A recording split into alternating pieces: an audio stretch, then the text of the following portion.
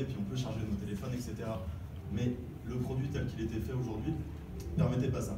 Donc on a essayé de réfléchir à une solution pour diffuser le produit tel qu'il est aujourd'hui. C'est vraiment pour demain, pas pour après-demain.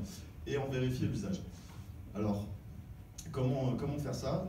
Eh ben, on a décidé, enfin on a pensé que c'était intéressant de l'utiliser comme support de communication, justement pour les associations luttant contre la précarité énergétique, pour augmenter leur visibilité, générer des dons, etc., etc.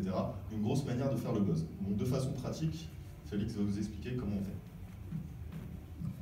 Donc voilà, donc très rapidement, 4 étapes très concrètes. Première étape, on contacte une asso de précarité énergétique, les amis d'Enercop par exemple.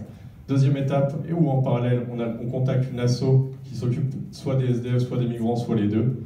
Ensuite, on contacte un Fab Lab, le petit Fab Lab de Paris, qui est dédié aux projets collaboratifs et de biens communs. Le but, c'est de créer une première série de 100 éoliennes. 100 éoliennes à 15 € l'unité en matière première. On tape du coup sur 2000 € pour pouvoir les créer.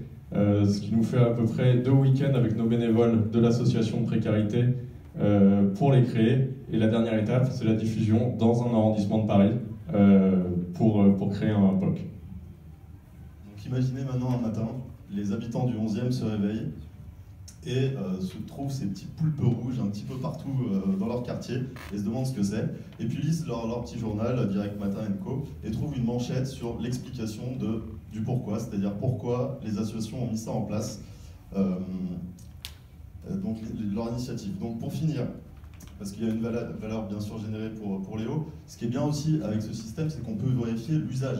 L'usage vraiment, est-ce qu'il y a un usage, aussi la dégradation éventuelle des petits poulpes. Et puis bien sûr pour lui, c'est d'augmenter sa notoriété, notamment dans la communauté de l'open source, pour avoir plus de retours, plus de compétences, des gens qui travaillent sur son projet et éventuellement passer aux étapes d'après. Merci beaucoup.